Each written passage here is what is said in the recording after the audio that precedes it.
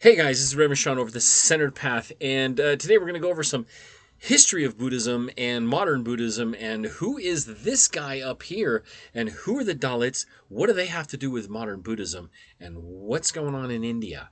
So, as you might know, there's a new global Buddhist summit going on in India this week. This is April 2023. Now, there's lots of Buddhists there from about 30 countries, and we have this guy as part of it to kind of thank, I guess. This is Dr. B.R. Ambedkar Jayanti. Now, I probably totally slaughtered his name, but he was one of the founding members of the new, basically you say New India.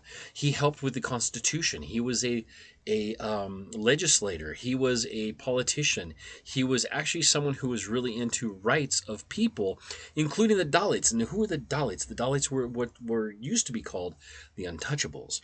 The Untouchables, and then we have the Shudras. Remember, there's 5 different groups in India in their caste system, which is passe now, right?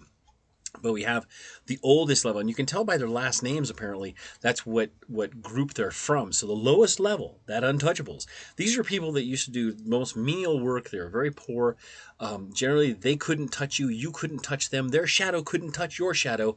It was that far off in those places, and they would get beaten or worse and abused by upper caste members, okay, with the caste, C-A-S-T-E, right? So they are the lowest. That's the Dalits is the lowest. The Shudras are the next ones up, and those are like the laborers and whatnot, and the Vishyas are the merchants, and then the Kshatriyas are the warriors, and the Brahmins are the priests, and usually the leaders and the Kshatriyas were kind of like up there too. So remember, the Buddha was part of the Kshatriya group, and he wanted to make everybody, no matter what, available to the teachings of his teachings, which were eventually become the teachings of the Buddha. He wasn't the Buddha at the time. Well, he was actually, because he had awakened, and that's when he started teaching. But he wanted to teach as many people as possible and bring this so that anyone can be enlightened and anyone can improve their situation no matter what their level is, right? Now, this guy up here, he kind of did the same thing. Now, what he did is he kind of set it up so that Dalits could convert to Buddhism and therefore not be subject to the caste system in Hinduism.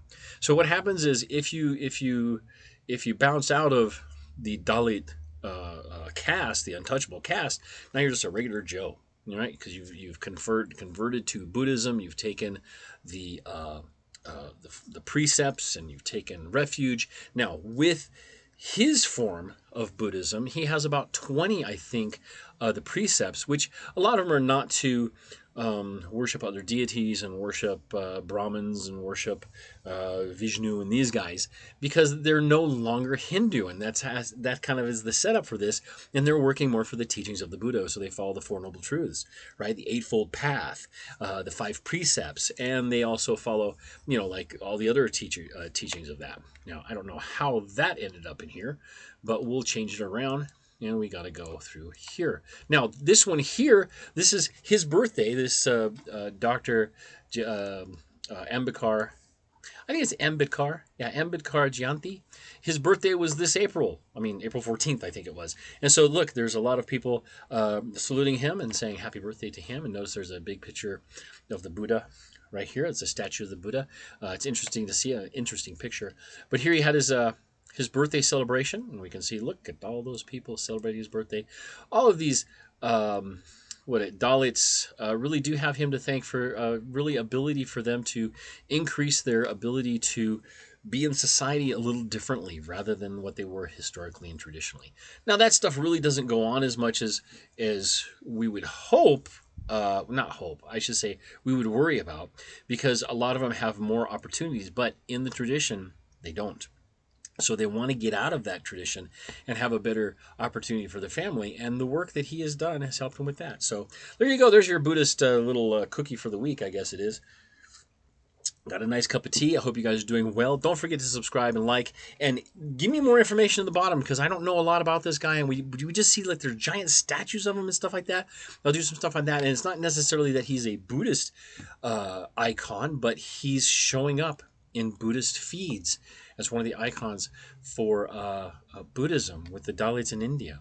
We don't really recognize him in Theravada Buddhism or Mahayana Buddhism or even Vajrayana Buddhism or Zen or Chan. He's not even seen, he's just a guy.